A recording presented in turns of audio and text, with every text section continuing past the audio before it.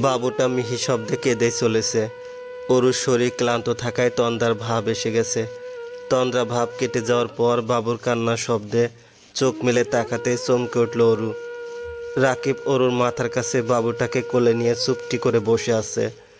রাকিব মৃদু হেসে অরুকে ভরসা দিয়ে বলল, ভয় পাবেন না ভাবি, আমি বাবুটার কান্নার শব্দ শুনে দেখতে এসেছি। অরু কিছু বলল না, বিছানা ছেড়েও উঠল না, শরীর দুর্বল থাকায় শুয়েই রইল। রাকিব বাবুটার কপালে পরম মমতায় একটা চুমো খেল। ফুলমতি ঘরে এসে ভেংসি কেটে বলল, ঢং দেখা বাসি না। এরে রাকিব, তোর কাম কাজ নাই, এইখানে আইসা আবালের মতো হা কইরা বইসা রইছ ক্যা? রাকিব চোখ রাঙিয়ে বলল, মা। ফুলমতি তাচ্ছিল্য করে বলল, একে তো পেট থেকে কালামাইয়া জন্ম দিছে, এহনে আমার কাম করার ভয়তে ভাব দইরা শুয়া রইছে। রাকিব অবাক হয়ে বলল, মা, তুমি ওকে কালো বলছো কেন? বাবুটার গায়ের রং যথেষ্ট ফর্সা, দেখছো মুখটা কত সাদা। ফুলমতি চিবিয়ে চিবিয়ে বলল, আমার থেকে বেশি বুঝোস তুই? তোর বোন রতিও নাই মায়ের মতো দলা হয়েছিল, তোর মনে নাই? পরে কি হইল? আস্তে আস্তে এই কাল্লাই হইয়া গেল। দুনিয়াদারি তো আর কম দেখলাম না, এহনে জন্মের পর দেখলে বুঝবার পারি কোন মাইয়া ধলা হইব আর কোন মাইয়া কালা। আমার কথা ভালো করে মিলিয়ে নিস। বড় হইয়া এই মেয়া যদি কুচকুচে কালা না হয়, তাইলে আমার নামও ফুলমতি না। কথাগুলো কপট রাগে বলে গট গট করে ঘর থেকে বেরিয়ে গেল ফুলমতি। রাকিব একটা দীর্ঘশ্বাস ফেলে বলল, ভাবি, মায়ের কথায় কিছু মনে করবেন না। অরুর চোখ দিয়ে দুফোঁটা নোনা জল গড়িয়ে পড়ল। কাপড়ের আঁচল দিয়ে চোখের জল মুছে নিয়ে বলল, রাকিব ভাই, রায়হান কোথায়?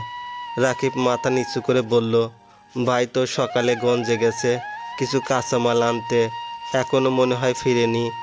রায়হানকে কেউ খবর দেয় নাই। ভাই ভুলে বাড়িতে ফোনটা ফেলে গেছে, আর এখান থেকে গঞ্জে যেতে 2 ঘন্টার বেশি সময় লাগে।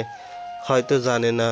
আপনি চিন্তা করবেন না, ভাবির দুপুর তো গড়িয়ে গেল, একটু পরেই এসে যাবে। ওরু মন খারাপ করে বলল, ও আচ্ছা। রায়হান বিকাল 3টার দিকে বাড়ি ফিরল। রায়হানের কাঁচা তরকারি ব্যবসা শহর থেকে গ্রামে এসে সংসার চালানো কষ্টকর হয়ে গিয়েছিল। কোনো উপায় না পেয়ে নিজের জমানো কিছু টাকা আর অরুর স্বর্ণের চেন বিক্রি করে কিছু কাঁচামাল তরকারি পাইকারি দামে কিনে দরদামে বিক্রি করত। সেই ব্যবসা থেকে সংসার চলে। এখন যদিও দোকানটা একটু বড় করেছে। আজ পাইকারি দামে কাঁচামাল কিনতে গিয়ে একদম দেরি হয়ে গেছে। আবার সেগুলো দরদামে বিক্রি করে বাড়ি ফিরতে ফিরতে কিভাবে বেলা গড়িয়ে গেল খেয়ালই করেনি রায়হান। বাড়িতে এসে ঘামে ভেজা শার্ট খুলে রেখে গামছা দিয়ে মুখ মুছে নিল। বলল, অরু কই গেলে? 1 গ্লাস ঠান্ডা পানি দিয়ে যাও। গলা শুকিয়ে কাঠ হয়ে গেছে। বার কয়েক ডেকেও কারো কোনো সারা শব্দ পেল না রায়হান। দীর্ঘশ্বাস ফেলে এগিয়ে গেল রান্নাঘরের দিকে। গ্লাসে পানি ভরে 1 গ্লাস পানি ঢক ঢক করে খেয়ে নিল। তারপর ধীর পায়ে এগিয়ে গেল ঘরের দিকে। ঘরে ঢুকে অরুর কোলে বাচ্চা দেখে চমকে উঠল রায়হান। অপলক তাকিয়ে রইল বাবুটার দিকে। বাবুটা এলোমেলোভাবে হাত পা নেড়ে চেড়ে খেলছে, কখনো ঠোঁট বাঁকিয়ে মিহি শব্দে কাঁদছে। আহ, কি অমায়িক দৃশ্য! রায়হানের মনে হলো এর চেয়ে মধুর দৃশ্য আর হয় না। রায়হান কিছুটা ঝুঁকে বাবুটার কপালে ভালোবাসার পরশ বুলিয়ে দিল। অরু অভিমানী কণ্ঠে বলল, তোমার এখন আসার সময় হলো। রায়হান অরুর কপালেও একটা চুমু খেলো। তারপর সযত্নে অরুর মাথাটা রায়হানের বুকে চেপে ধরে কাঁপা কাঁপা কণ্ঠে বলল, থ্যাংক ইউ অরু। রায়হান আর কথা বলতে পারল না। 2 চোখ জলে টলমল করছে। অরুর কপালে আবারও ঠোঁট ছুঁয়ে দিয়ে ঘন ঘন বার কয়েক নিঃশ্বাস ফেলে বলল, ও কখন হয়েছে? অরু আজ অনেক দিন পর পরম তৃপ্তিতে হাসল। একটা সময় সামনে দাঁড়িয়ে থাকা স্বামী নামক মানুষটার অবহেলায় মন খুলে হাসতে ভুলে গিয়েছিল অরু। আজ তার একটু আদরে সব ভুলে তাকে আঁকড়ে ধরতে ইচ্ছে করছে। সত্যি নারী জাতি বড়ই অদ্ভুত। অরু মিষ্টি করে একটু হাসল। তারপর রায়হানের বুকে মুখ লুকিয়ে ফিসফিস করে বলল, সকালে হয়েছে। রায়হান আনমনে বলল, আমি মনে হয় একমাত্র হতভাগা বাবা, তাই না ওরু? নিজের সন্তান পৃথিবীর বুকে এসেছে, অথচ নিজেই জানি না। অমন করে বলছো কেন? তুমি খুব ভালো ওরু। অন্য কেউ হলে তো আমাকে মেয়ের কাছে ঘেঁষতে দিত না। খুব সরি জান, গত রাতে তোমার কাছে যাওয়া একদম ঠিক হয়নি। ওরু কথা বলল না। অনেক দিন পরে রায়হানের বুকে মাথা রেখে খুব শান্তি লাগছে। ওরু মনে প্রাণে চাচ্ছে সময়টা এখানে থেমে যাক। রায়হানের বুকে ছোট ছোট চুমুতে ভরিয়ে দিল ওরু। রায়হান দুষ্টু হেসে বলল, কি ব্যাপার? এমনি সময় তো কাছে গেলে আমাকে সহ্যই করতে পারো না, আজ হঠাৎ এত আদর? ওরু লজ্জা পেয়ে রায়হানের বুকে মৃদু কিল মেরে বলল, ধ্যাত। রায়হান ওরুর মাথায় হাত বুলিয়ে বলল, আমাকে একটু ছাড়ো, আমার নতুন আম্মাটাকে একটু কোলে নেই। ওরু রায়হানের বুক থেকে মাথা উঠালো। ওরুর কাছে সব যেন স্বপ্ন স্বপ্ন লাগছে। রায়হান হঠাৎ এতটা অমায়িক ব্যবহার করছে ভাবতে একরাশ ভালো লাগায় ছুঁয়ে গেল ওরুর সারা শরীর মন। রায়হান খুব সাবধানে বাবুটাকে কোলে তুলে নিল। বাবুটা চোখ পিট পিট করে তাকাচ্ছে। রায়হান বাবুটার কপালে, গালে, ঠোঁটে, চোখে, মুখে, হাতে ছোট ছোট চুমুতে ভরিয়ে দিল। ওরু বাপ মেয়ের সুখময় মিলনের অমায়িক দৃশ্য দেখে স্বস্তির একটা নিঃশ্বাস ফেলল।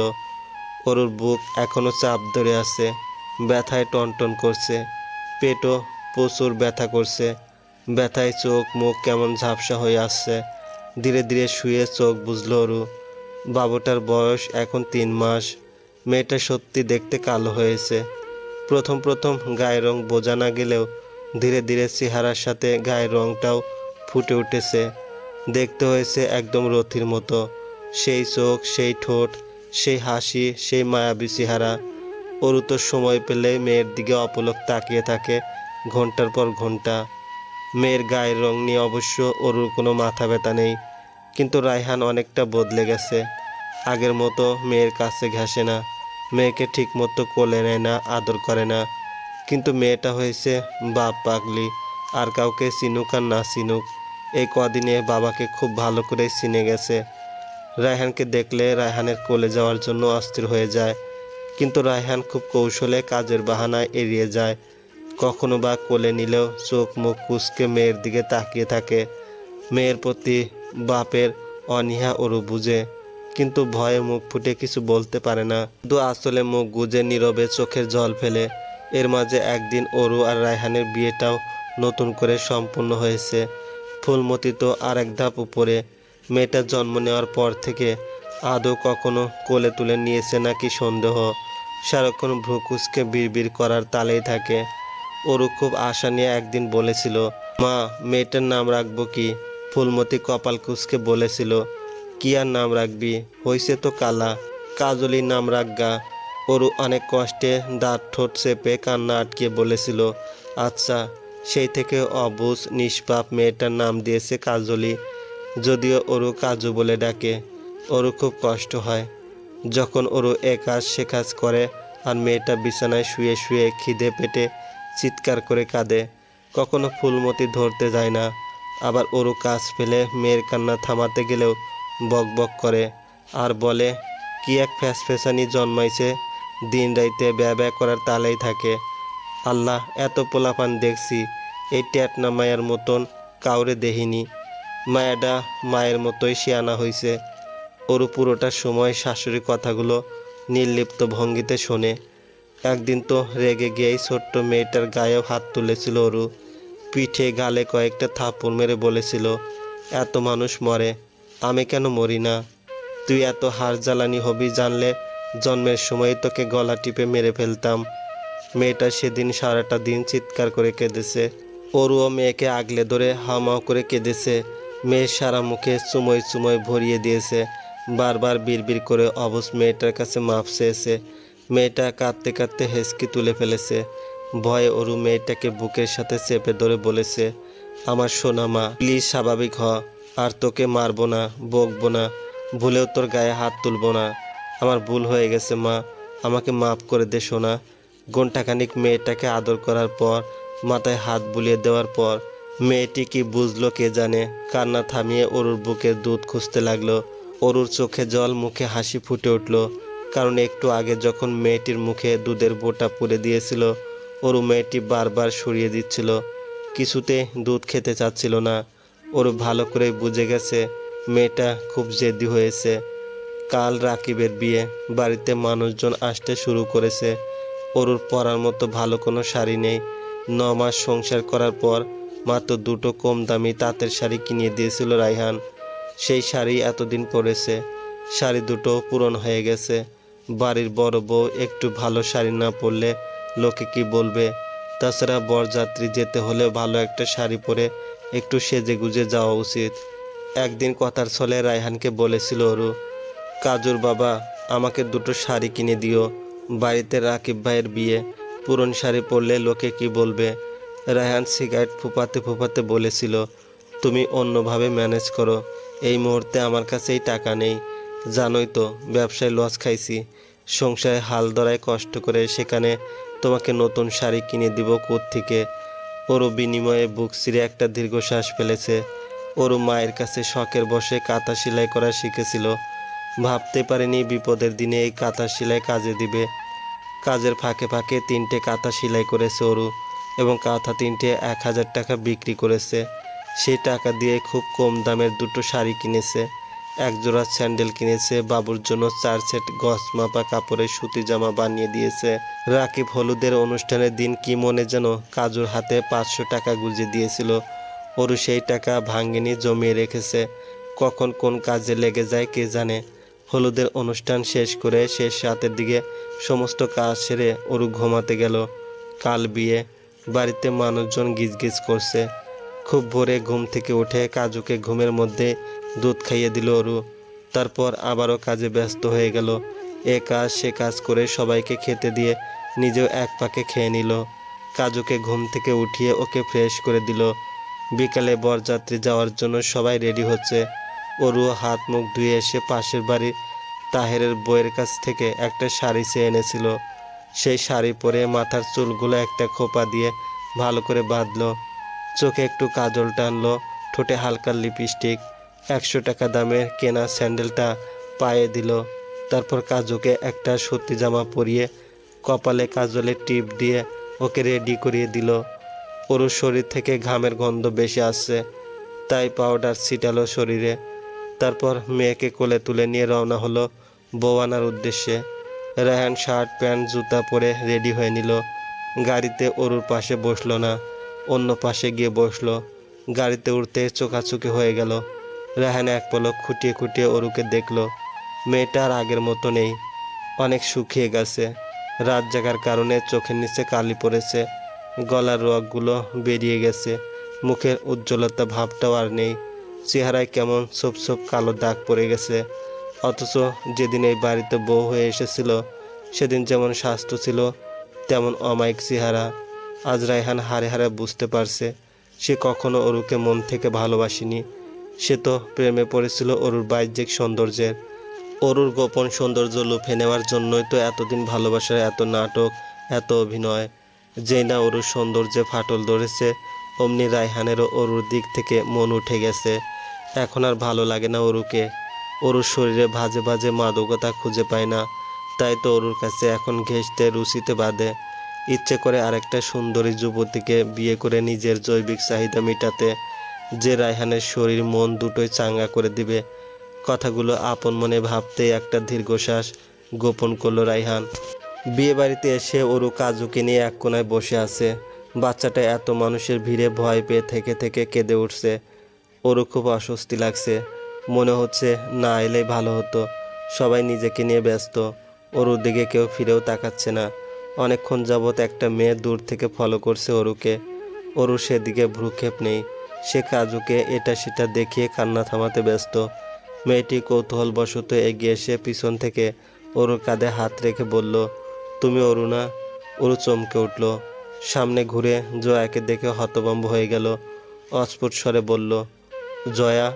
জয়া একগাল হেসে বলল, ঠিক ধরেছি। তা কেমন আছো অরু? অরু হাসি হাসি মুখ করে বলল, ভালো, তোমার খবর কি? জয়া অরুকে মাথা থেকে পা পর্যন্ত খুঁটিয়ে খুঁটিয়ে দেখে অবাক হয়ে বলল, তোমার এই অবস্থা কেন অরু? আয়নায় নিজেকে দেখেছো, একদম কঙ্কাল হয়ে গেছো। তোমার মনে আছে অরু, ক্লাস 10-এ থাকতে তুমি কত স্মার্ট ছিলে? ক্লাসের ফার্স্ট গার্ল ছিলে। তোমার মায়াবী চাহনিতে যে কত ছেলের রাতের ঘুম হারাম হয়েছে তা তুমিও জানো না। সবচেয়ে বড় কথা, ঢাকা ছেড়ে এখানে কি করছো? আর পরনে এসব কি? এত কম দামি শাড়ি পরেছো কেন? আঙ্কেল আন্টি কোথায়? ওনারা আসেনি? কথাগুলো এক নিঃশ্বাসে বলে বড় করে একটা দম ছাড়ল জয়া। জয়ার কথাগুলো শুনে ওর দু চোখ ভিজে গেল। এই জয়া নামের মেয়েটা ছিল একদম গবেট, মাথা মোটা ছাত্রী। পড়া না পারলে প্রায় দিনই স্যারের হাতে মায়ের খেত। মায়ের খাওয়ার ভয়ে প্রতিদিন পেছনের বেঞ্চে গিয়ে বসতো। অরুরা জয়াকে নিয়ে কত মজা করত, কত হাসাহাসি করত। আর সেই মেয়েটা রানীর হালে আছে, আর অরু চাকরানির হালে। কথাগুলো আপন মনে ভাবতে গোপনে একটা দীর্ঘশ্বাস পেল অরু। ইতস্তত করে বলল, আমার কথা ছাড়ো, তোমার খবর কি বলো? জয়া ঠোঁটের কোণে প্রশান্তির হাসি ফুটিয়ে বলল, জানোই তো, এসএসসিতে ফেল করেছিলাম। পরে আর কি, বাবা বিয়ে দিয়ে দিল। এখন ছুটিয়ে সংসার করছি। অরু বলল, এই গ্রামে বিয়ে হয়েছে তোমার? জয়া তাচ্ছিল্যের সুরে বলল, ধুর, না, মাথা খারাপ। এখানে বিয়ে করব কেন? ঢাকায় বিয়ে হয়েছে আমার। উনি পেশায় একজন শিক্ষক। এখানে ওনার নানুর বাড়িতে গতকাল বেড়াতে এসেছি। ও, এটা তোমার নানু শ্বশুর বাড়ি? জয়া মুচকি হেসে বলল, না, ওই যে পাশের বিল্ডিংটা দেখছো না, ওইটা ওনার নানু বাড়ি। পাশাপাশি বাড়ি, তাই মেবি বিয়েতে দাওয়াত দিয়েছে। নানুর সাথে নতুন বর দেখতে এলাম।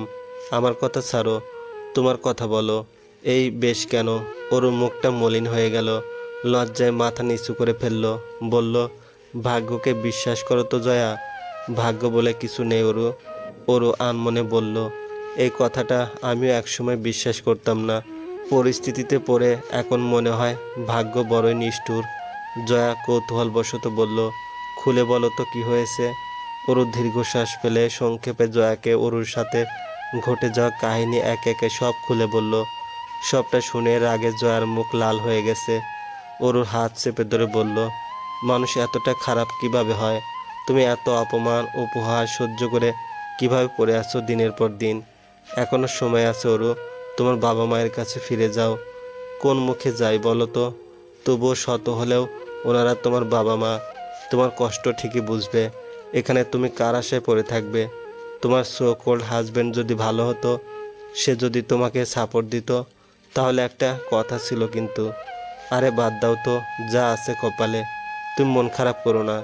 জয়া চোখের কোনা বেয়ে এক ফোঁটা নোনা জল গড়িয়ে পড়ার আগেই অরুর আড়ালে মুছে নিয়ে হাসি মুখে বলল, ভালো থেকো, আসছি। হুম। যে ঘরে নতুন বউ বসে আছে সে ঘরের দিকে ধীর পায়ে এগিয়ে গেল অরু। সবাই নতুন বউকে কেন্দ্র করে কত শত গল্প করছে, মজা করছে, হাসাহাসি করছে। নতুন বউ লজ্জায় মুখ টিপে হাসছে। অরু নিজের বিয়ে নিয়েও একসময় কত স্বপ্ন ছিল, কত আশা ছিল, আর এখন সবই অতীত। অবশেষে রাকিব আর রিয়ার বিয়ে ভালোভাবেই সম্পূর্ণ হলো। যদিও গেট ধরা নিয়ে মেয়ে পক্ষের সাথে ছেলে পক্ষের এক দফা ঝগড়া, মন কষাকষি হয়ে গেছে। ছেলে পক্ষের যেহেতু আংটি পরানোর দিন সব মিটিয়ে রেখেছে, সে হিসাব মতোই গেটে টাকা দিয়েছে। কিন্তু মেয়ে পক্ষ এটা মানতে নারাজ। তাদের দাবি, তাদের চাহিদা মতো টাকা দিয়ে বাড়িতে ঢুকতে হবে।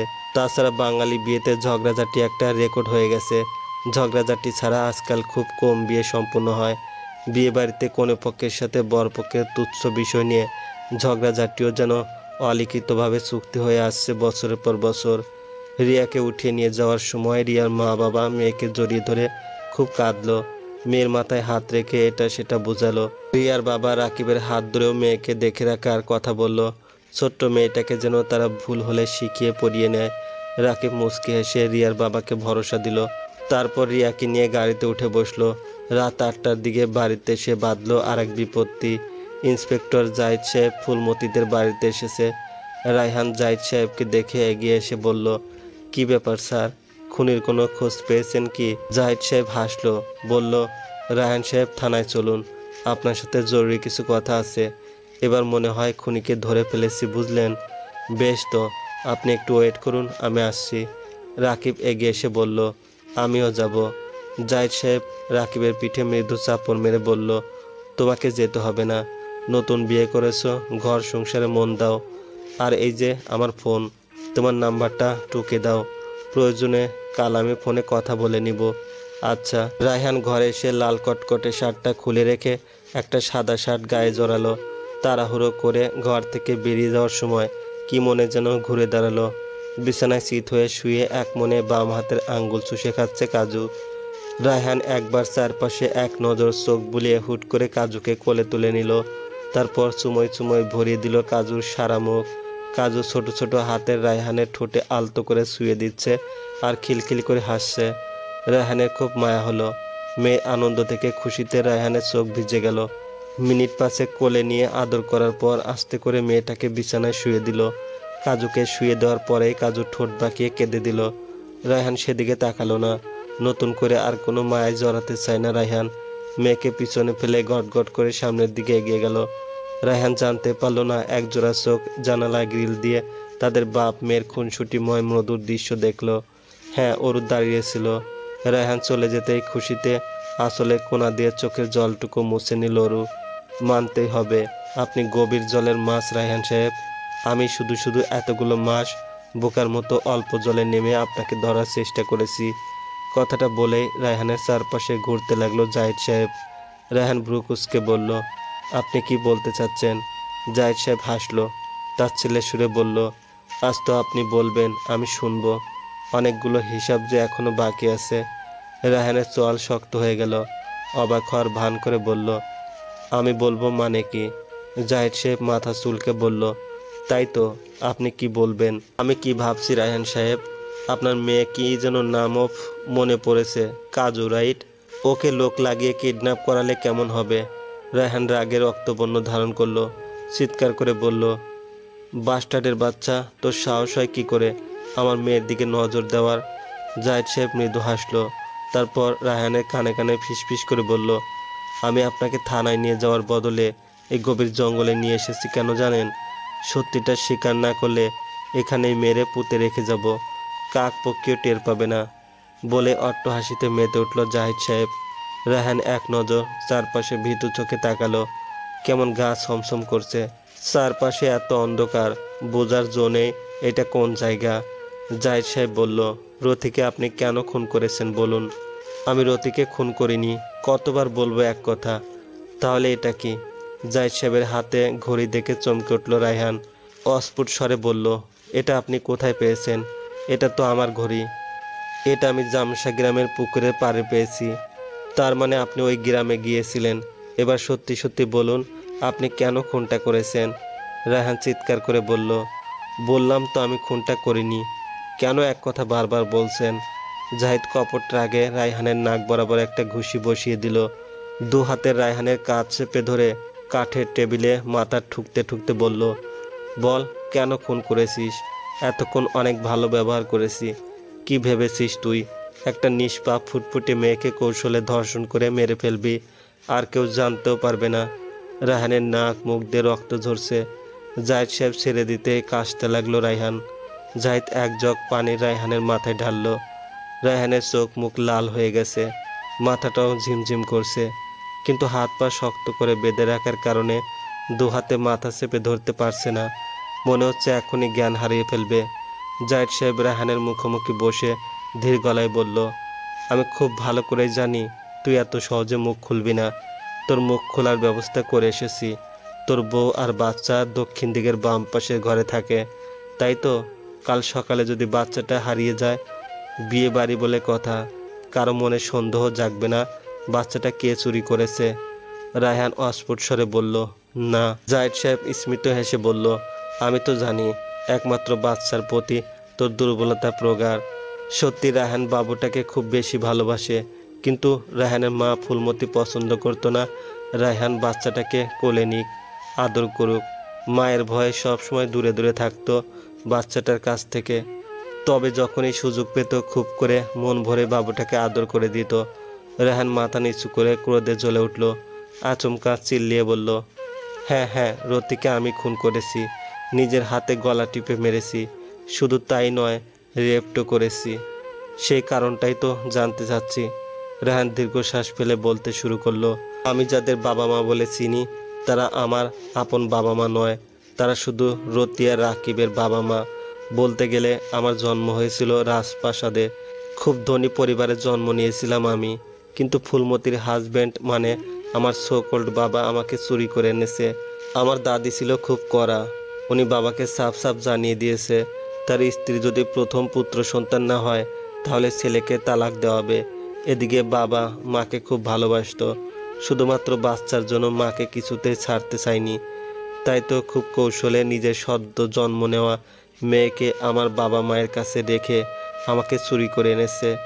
বাবার মুখে শুনেছি একদিনে জন্ম নিয়েছিলাম আমরা, কিন্তু ভাগ্যদোষে আজ আমি ফকির, তার মেয়ে বড়লোক। আমরা কেউ অবশ্য এসব কথা জানতাম না। বাবা যেদিন মারা গেল সেদিন আমাকে কাছে ডেকে সব সত্যি স্বীকার করেছে। বারবার আমার হাত ধরে ক্ষমা চেয়েছে। আমার মা ফুলমতি আজও জানে না আমি তার পেটের ছেলে না, শুধুমাত্র হাসপাতালের নার্স আর বাবা ছাড়া। সেই ক্ষোভটা গোপনে মনের ভিতরে পুষে রেখেছিলাম আমি, কিন্তু কাউকে বুঝতে দেয়নি। জাহিদ বিরক্ত হয়ে বলল, এসবের সাথে খুনের কি সম্পর্ক? রায়হান হাসলো, বলল, এত অধৈর্য হলে চলে স্যার? ঘুরিয়ে পেঁচিয়ে কথা না বলে আসল কথা বল। রায়হান আবারও বলতে শুরু করলো, আমি যেহেতু জেনে গিয়েছিলাম ওরা আমার আসল বাবা মা কিংবা ভাই বোন না, তাই আমি নানান বাহানায় রতিকে শুয়ে দিতাম। রথি প্রথম প্রথম না বুঝলেও পরে অবশ্য বুঝতে পেরেছিল এবং সবসময় দূরত্ব বজায় রেখে চলতো। দেখতে দেখতে কেটে গেল অনেকগুলো বছর। আমি ঢাকায় পড়তে গেলাম, ততদিনে অরুর সাথে আমার প্রণয় হলো, প্রেম হলো, বিয়ে হলো। ভেবেছিলাম অরুকে বিয়ে করলে আমি সুখে শান্তিতে ঘর জামাই হয়ে থাকতে পারবো, কিন্তু আমার ভাড়া ভাতে জল ঢেলে দিল অরুর সোকল্ড বাবা। জোর করে ধরে বেঁধে বিয়ে দিয়ে পাঠিয়ে দিল গ্রামে। গ্রামে এসে রীতিমতো সংসারে গ্যারাকলে পড়ে হিমশিম খাচ্ছিলাম আমি। তবুও দাঁতে দাঁত চেপে সংসারে হাল ধরেছিলাম। আমার মাঝে আবারও শয়তান ভর করলো। ওরও আমাকে প্রেগনেন্সির জন্য ভালো সার্ভিস দিতে পারতো না, কিন্তু আবাধ্য মন যে মানে না। তাই একদিন জোর করে রতির সাথে। এতটুকু বলে থেমে গেল রায়হান, বড় করে একটা দম ছাড়ল। জাহিদ সাহেব কৌতূহলী চোখে তাকিয়ে বলল, তারপর কি হলো? তারপর আমি বারবার রতির হাত পা ধরে ক্ষমা চেয়েছি, কিন্তু রতি খুব ভয় পেয়েছিল, কারণ ও জানতো আমি ওর আপন ভাই। আপন ভাই হয়ে কিভাবে ওর সাথে নোংরামি করলাম ও ভেবেই পাচ্ছিল না। আমি ওর দিশা বিশা না পেয়ে বলে দিয়েছি আমি অরুকে ভেবে ভুলে তোর সাথে সেক্স করেছি, কারণ তখন অরু আর রথি এক ঘরে ঘুমাতো। আমি খুব কৌশলে রথির মুখটা বেঁধে আমার ঘরে নিয়ে গিয়েছিলাম এবং পুরো কাজটা অন্ধকারে করেছি। সেদিন রথি খুব কেঁদেছিল, ভয়ে ঘেন্নায় লজ্জায় ওর হাত পা শিরশির করে কাঁপছিল। আমি ওকে ছুতে গেলে আমার হাত বারবার সরিয়ে দিচ্ছিল। তারপর থেকে রতি সবসময় মনমরা হয়ে থাকতো, আমার সাথে কথা বলতো না, আগের মতো কারোর সাথে মিশতো না। কিন্তু ওর উদাসীনতা দেখে আমার ভিতর ভয় হতে লাগলো। এভাবে চলতে থাকলে তো যে কোনো দিন মুখ খুলে দিবে রতি। তখন আমি কি করব? আমার মান সম্মান, মাথা গোঁজার ঠাঁই সব একসাথে হারাবে। ঝোঁকের মাথায় কাজটা করলেও পরে ভেবে ভেবে পাগল হয়ে যাচ্ছিলাম আমি। মাথায় একদম কাজ করছিল না। তাই 2-3 জন বখাটে ছেলে হাতে ওকে বিক্রি করে দিয়েছিলাম 5,000 টাকার বিনিময়ে, আর বলেছিলাম ওরা যেন অনেক দূরে নিয়ে রতিকে রেপ্ট করে। আমার কথা মতো পরিস্থিতি অনেকটা অনুকূলে এসেছিল, কিন্তু নতুন শরীরের স্বাদ যে একবার পায় আর একবার স্বাদ না নিলে কি ভালো লাগে বলুন স্যার? এই একটা কারণে ধর্ষক আর কুকুরের মাঝে কোনো পার্থক্য নেই। কুকুর খুশি হয় মানুষের গু দেখলে, খাওয়ার জন্য জিহ্বা বের করবে, আর ধর্ষক খুশি হয় নিত্য নতুন শরীর পেলে, ছুঁয়ে দিতে না পারলেও জিভ দিয়ে ঠোঁট ভিজিয়ে উপভোগ করবে। তো যা বলছিলাম, খুব কৌশলে রতিকে কিডন্যাপ করালাম। বকাটে ছেলেগুলো একটা কম দামি হোটেল ভাড়া করে সারা রাত রতিকে নিয়ে মাস্তি করলো। সকালের দিকে আমাকে যখন ফোন দিয়ে বলল মেয়েটাকে কি করবে, আমি বললাম সারাটা দিন ওর পাশেই থাক, আমি আসছি। এদিকে বাড়িতে রতিকে খোঁজার নাম করে বেরিয়ে গেলাম। তারপর অনেক দূরে নিয়ে গেলাম। রাতের আধারে আবারও মেতে উঠলাম নোংরামিতে। রতির কোনো হুঁশ ছিল না। একবার আমাকে দেখে বিড়বিড় করে বলেছিল, ভাইয়া রে, আমাকে ভাষা, ওরা আমাকে মেরে ফেলবে ভাইয়া। আমি সশব্দে হেসে দিয়ে বলেছিলাম, তুই বাঁচলে যে আমি মাথা উঁচু করে বাঁচতে পারবো না। তারপর আর কিছু বলিনি। রতি জ্ঞান হারিয়ে ফেলেছিল, আমিও কোনো রিস্ক নেইনি। কাঁপা কাঁপা হাতে গলা টিপে মেরে ফেলেছি রতিকে। ওর যখন নিঃশ্বাস বন্ধ হয়ে গেল আমি তখন স্বস্তির নিঃশ্বাস ফেললাম। তারপর ধান ক্ষেতের আশেপাশে লাইট মেরে খুঁজে দেখলাম একটা আধা ছিঁড়া বস্তা পড়ে আছে।